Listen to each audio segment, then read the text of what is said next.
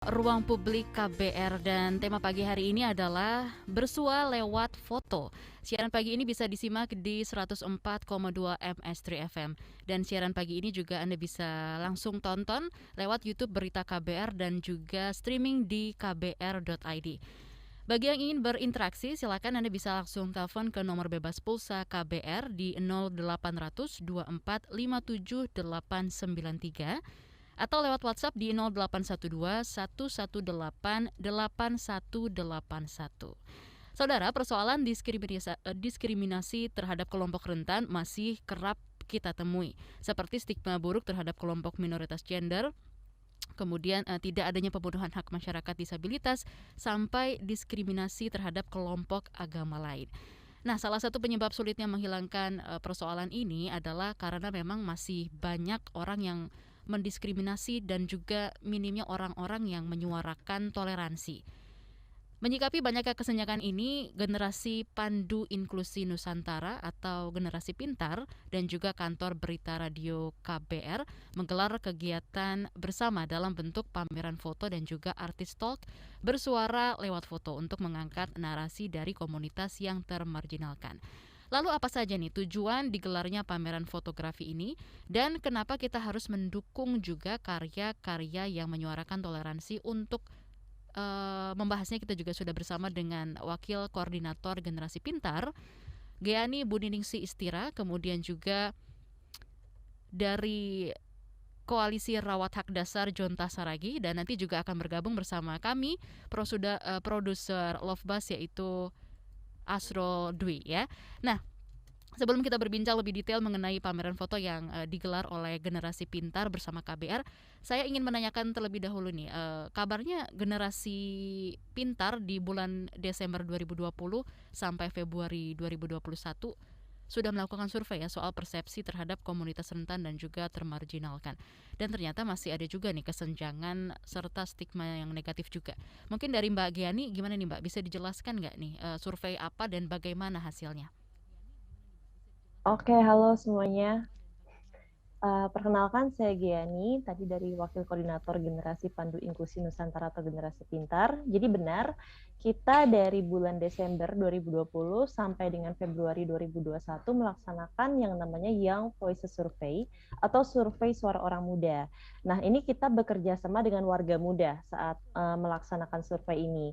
Dan lewat survei ini tuh kita itu ingin melihat nih respon khususnya orang muda Indonesia itu seperti apa sih ketika mereka harus memaknai maupun konsep mereka terhadap inklusivitas itu sendiri. Dan waktu itu kita mengumpulkannya itu dengan menggunakan metode Google Form ya, kita digital survey, dan kita berhasil mengumpulkan total ada 693 sampel yang masuk, dan menariknya 82,7% respondennya itu adalah perempuan gitu. Dan yang ngisi juga dari orang muda dari berbagai daerah di Indonesia. Jadi tidak hanya di Pulau Jawa atau Jawa sentris. Tetapi ada notes yang perlu kita highlight. Memang 3 sampel terbanyak yang kita kumpulkan itu masih didominasi di Pulau Jawa. Dan ini berarti notes ke kita bahwa terkait ini ya dengan pemerataan informasi dan partisipasi yang masih dominannya di Pulau Jawa atau Jawa sentris gitu.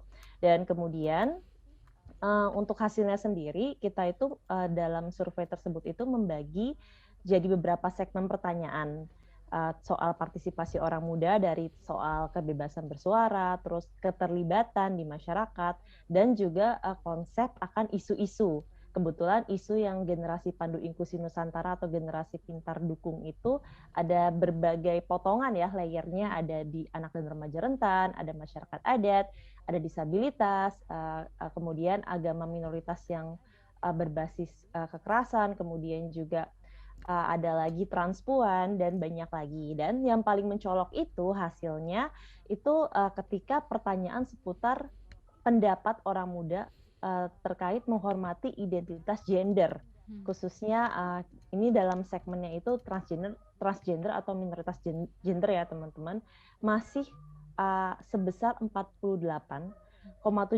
orang muda Indonesia itu memiliki anggapan bahwa transgender ini adalah identitas yang menyimpang dari norma-norma sosial yang ada. Jadi masih cukup besar ketimbang isu-isu lain.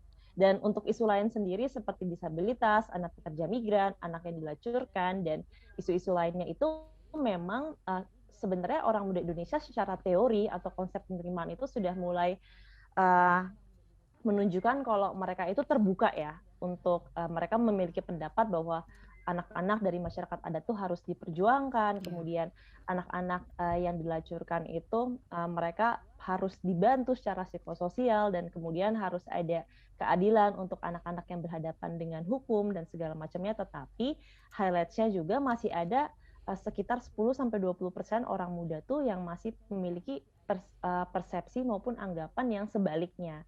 Mungkin kurang lebih itu untuk survei yang kita implementasikan dan kita laksanakan. Oke, baik Mbak Gani. Kita sekarang ke Mas Jonta dulu ya.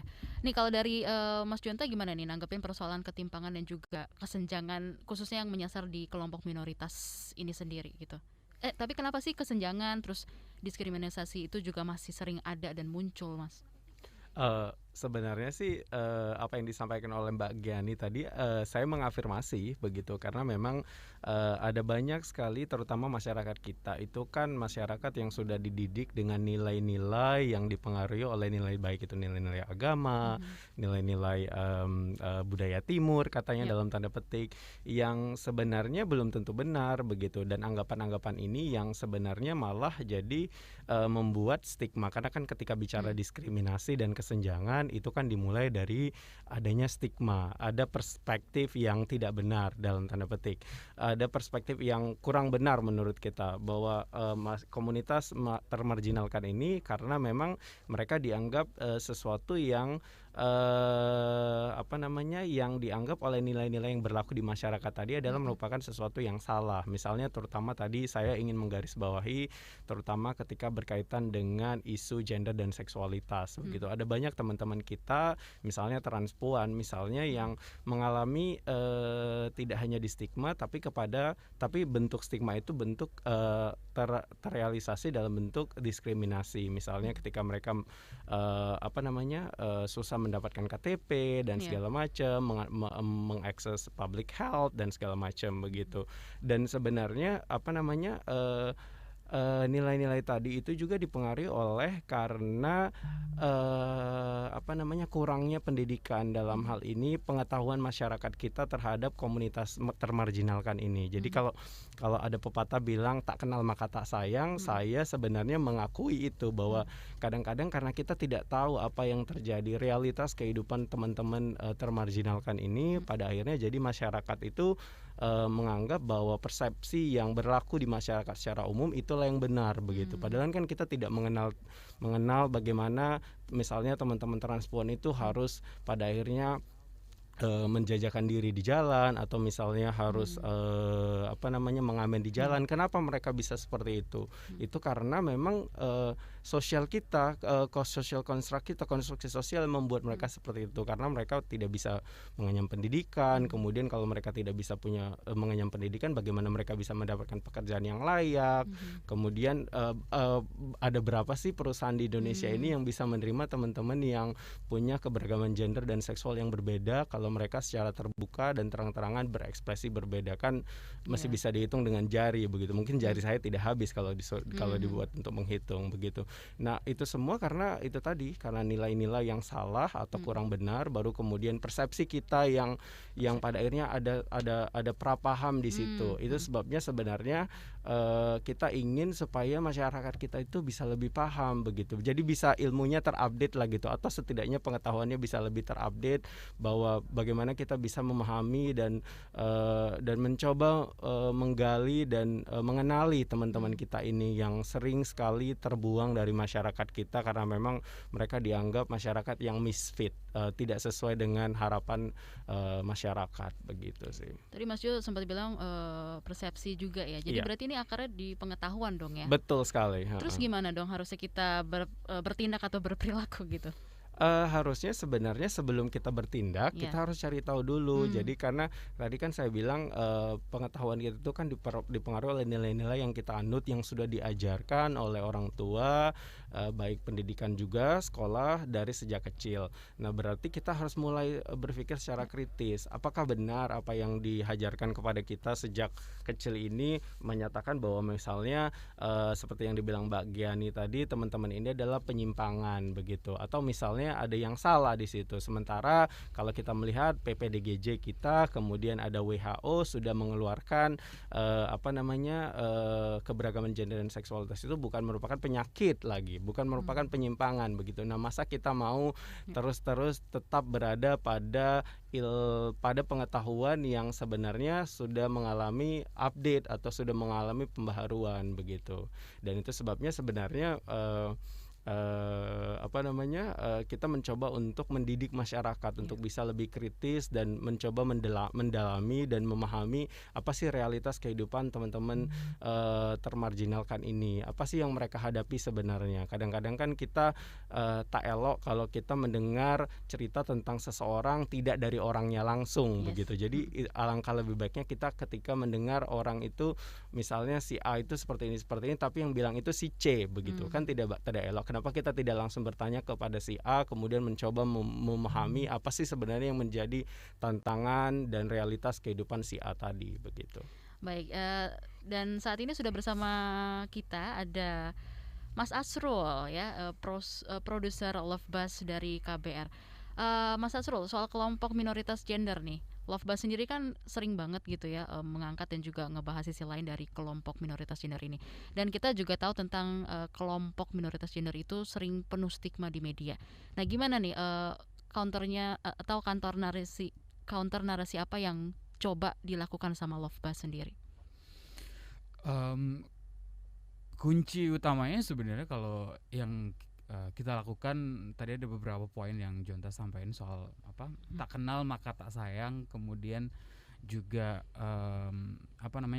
first person story. Jadi kalau teman-teman dengerin cerita-cerita yang ada di dalam Love Buzz ya dari orangnya langsung, bukan dari orang kesekian lagi gitu yang cerita. Jadi cerita-cerita semacam itu yang coba kita angkat di dalam Love Buzz, kehidupan mereka, realita mereka seperti apa gitu. Jadi mungkin yang kita harapkan kalau kita benar-benar kenal gitu sama cerita-cerita orang ini gitu, dengar secara langsung dari dia, dan juga pengennya kalau dengerin itu ya kayak kita ngobrol aja sama teman sendiri gitu. Jadi kan ngebangun rasa empati ya dan juga simpati gitu, sesimpel itu ya untuk dari pendengar-pendengar Love Buzz gitu yang diharapkan. Dan dari situ kita mencoba untuk sedikit ikut ngasih sumbangan pengetahuan juga buat pendengar gitu yang harapannya lama-lama ya stigma itu bisa keangkat gitu. Kalau ngelihat mereka ya ngelihat mereka apa adanya aja, mereka sebagai manusia gitu, bukan stigma atau label duluan gitu yang ditaruh di depan ketika ngelihat teman-teman ini gitu sih. Tapi gimana caranya ngebangun empati ke pendengar gitu yang bisa dibilang baru tahu tentang kelompok minoritas ini? Lewat cinta sih kita ngobrol. Pagi-pagi gitu ya. Oke. Iya, jadi yang selalu kita obrolin gitu ya, sebenarnya kuncinya ngobrolin soal itu bahasa yang sangat universal mungkin, dan setiap orang juga kayaknya punya definisinya sendiri-sendiri gitu. Ketika kita ngobrolin soal cinta kan nggak ada yang salah dan nggak ada yang benar gitu, nggak ada cara terbaik untuk mencintai atau untuk bercinta kayaknya. Pagi-pagi nih. Oke, ini makin seru dan juga menarik, dan Anda juga bisa ikut berpartisipasi. Dan tentunya di pagi hari ini Ruang Publik Indonesia by KBR dengan tema bersuara lewat foto akan kembali kami lanjutkan. Dan tentunya masih bersama dengan Wakil Koordinator Generasi Pintar Giani Budiningsi Istira, kemudian juga ada produser Love Buzz KBR Asrul Dwi, dan Koalisi Rawat Hak Dasar Jonta Saragi.